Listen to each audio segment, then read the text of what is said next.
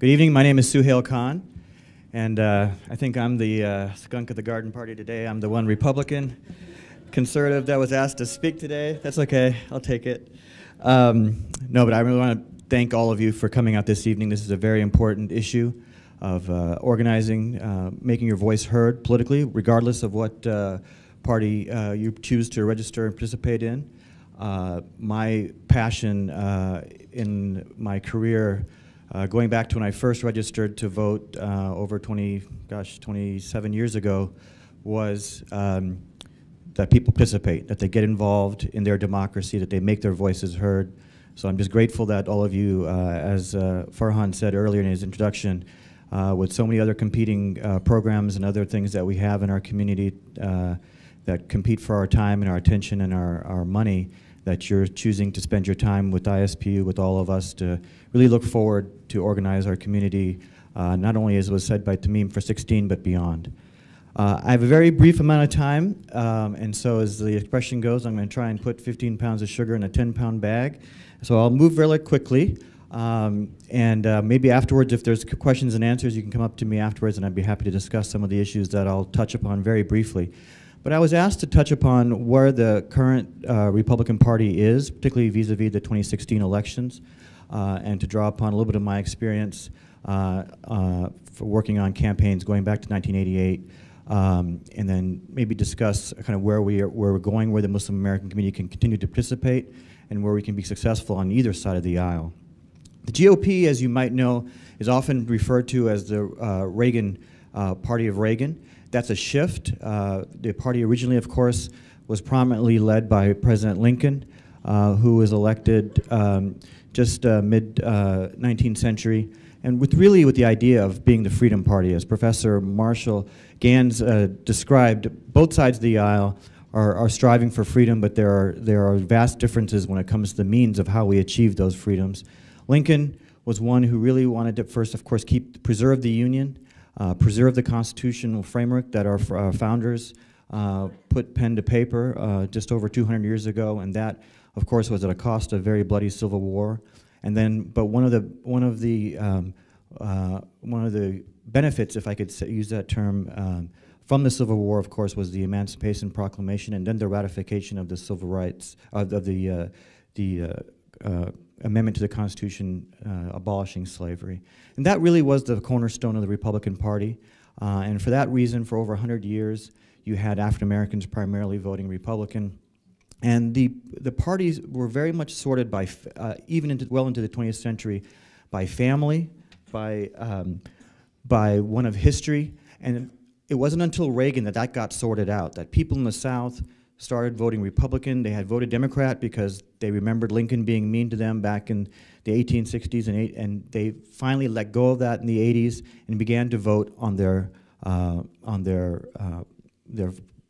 own personal interests.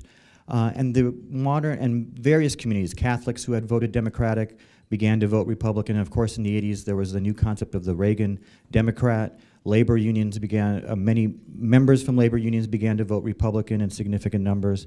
And really, the modern Republican Party is made up of a three-legged stool. The first is economic conservatives, those that support economic freedom, low taxes, low regulation, the ability to pursue their own freedom economically, to start a business, to establish a business, and for that business to flourish. And then there are faith conservatives, people who, for the faith is their central guiding principle. And that's another reason, for example, church-going Catholics who had traditionally voted Democratic, Italian Americans, Irish Americans, began increasingly in the last 30 years voting increasingly Republican. And then the third stool is, of course, national security conservatives, those that favor a strong defense and keeping our country and our borders strong. That has continued to this day. That is the modern Reagan coalition. What brings the people together is that they want to be left alone. The way to describe the modern GOP is that this is a coalition of people who want to be left alone. They may not agree on what zone in their life they want to be left alone in. Some people want to stay at home and play with their guns all day. Others want to homeschool their children all day. Some want to go to church or mosque or synagogue all weekend or all week. Some want to just run their business and count their money. that may be different zones that they care about, but what they have in common and why the modern conservative movement is able to be cohesive together is that they want to be left alone from government dictate. Just a few short years ago, homeschooling was illegal.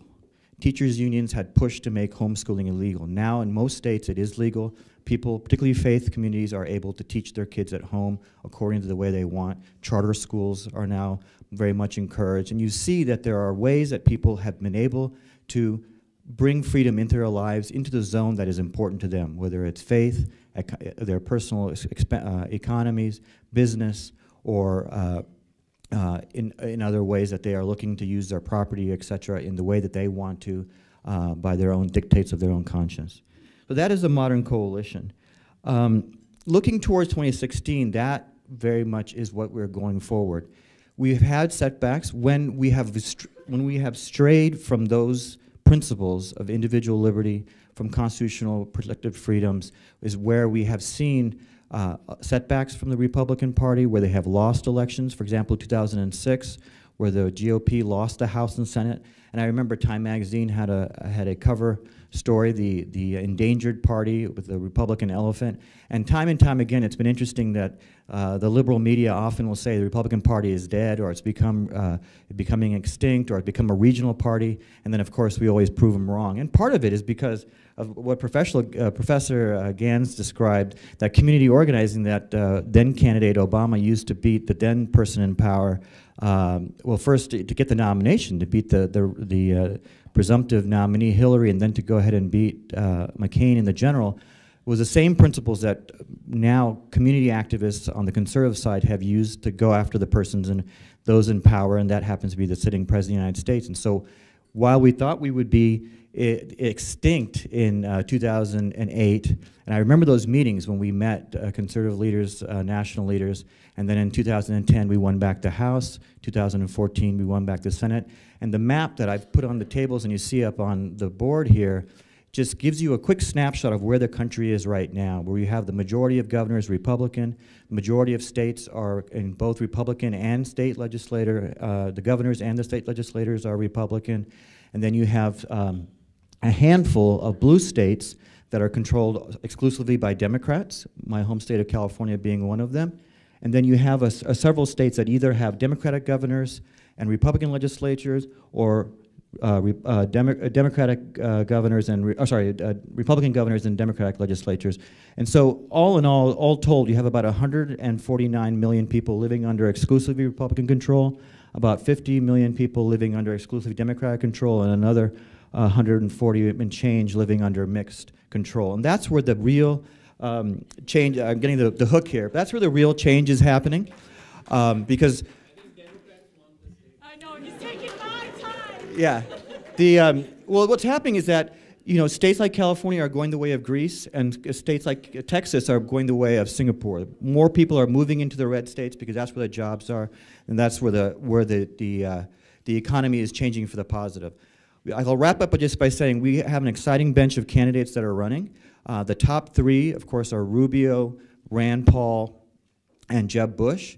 The good news, I'll focus on Rand Paul, is that he is the one candidate, both on the Democratic side and the Republican side, who's talking about the NSA wiretapping, trying to limit the controls of the government, both under Republicans and under Democrats.